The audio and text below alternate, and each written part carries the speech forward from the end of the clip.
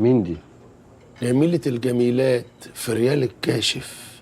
دي بقى مش هقدر اقول لك بتشتغل ايه عشان اسهل لي اقول لك ما بتشتغلش ايه. دي يا سيدي اعتبرها شبكة علاقات متنقلة. ما انت عارف ان انا ما بقتلش نسوان، وانا كل شويه اقول لك اعلقها لك على صدري. يا جدع انت اتجننت؟ هي واحدة زي القمر زي دي تتقتل؟ ايه يوسف حرام عليك يا اخي، دي سفينة احلامنا كلنا. والمطلوب؟